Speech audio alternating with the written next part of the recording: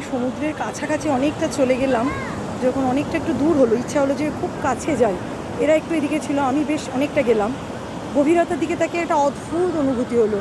তারপর আমার তো ভিডিও করার ভীষণ শখ, আপনারা জানেন। আর এত সুন্দর লাগলো কি বলবো। তখন মনে হলো মোবাইলে একবার কাছে গিয়ে আমি যেখান থেকে যে অনুভূতিটা পেলাম, এরা এই আরও অনেকটা গিয়েছিলাম, সেখানকার ভিউটা একবার দেখাই যে, এবং সমুদ্রের গর্জনটা। তখন মনে হচ্ছে সত্যি সমুদ্রের গভীরতার কাছে তো সমুদ্রের ব্যাপকতা বিশালতার কাছে নিজেকে বড় ছোট মনে হয়। চাইলাম মনে মনে যে তোমার মনের তোমার মতো গভীরতা দাও, ব্যাপকতা বিশালতা দাও, মনের হৃদয় যেন আরও বড় হয়, আরও প্রসারিত হয়। তো এত অপূর্ব লেগেছে, মানে আমার ঠিক ভাষায় বোঝাতে পারবো না আমার সেই অনুভূতিটা। অনেকক্ষণ আমি দাঁড়িয়ে থাকলাম, অনেকক্ষণ ঢেউটা নিলাম, ঢেউগুলোকে নিজের উপর দিয়ে খুব ভালো লাগছিল। এরা একটু ভয় পাচ্ছিল, আমি একটু দূরে গেছি বলে ডাকছিল, কিন্তু আমার তো বরাবরই একটু অ্যাডভেঞ্চার প্রিয়, আমি ভালো লাগে। এখন তো দেখাই দাম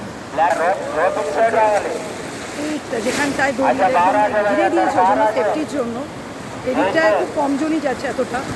তো এই যখন ঢেউগুলো আসছে গায়ের ওপর অপূর্ব লাগছে।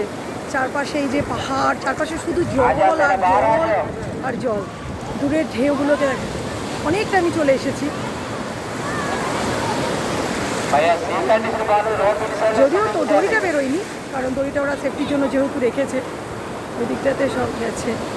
আর দূরে এই যে পাহাড় বুকিংগুলো, সবচেয়ে আমার এই গর্জন, না এখন আমার কথা একটু গর্জনটা শুনি। আর রঙটা, জলের রঙটা অপূর্ব লাগছে, সাদা জল, সাদা সাদা বলছি হালকা সবুজ নীল। আর মানে ফেনাগুলো সাদা যখন ফুটে আসছে সামনে, এই যে ফোনা তুলে মনে হচ্ছে না সাপ। এই যে ঢেউটা, এটা আপনাদেরকে সমুদ্র সবাই দেখেছে, হয়তো অনেকেই দেখেছে, সবাই বলবো না, অনেকেই দেখেছে, তাদের কাছে নতুন কিছু নয়। কিন্তু এই অনুভূতিটা অন্যরকম। যখন যেই আসে আমার মনে হয় একটা অন্যরকম তার অনুভূতি হয়। সমুদ্রের মাঝে দাঁড়িয়ে এই অনুভূতিটা একটা অন্যরকম। ঢেউটা এই যে সবুজ আর নীল মেশানো একটা জলের রং, দূরের ব্যাপকতাটা বিশাল। ক্যামেরায় যে অনুভূতিটা হচ্ছে সেটা ঠিক মোবাইলে হয়তো তুলে ধরতে পারবো না, আমি বোঝাতে পারবো না।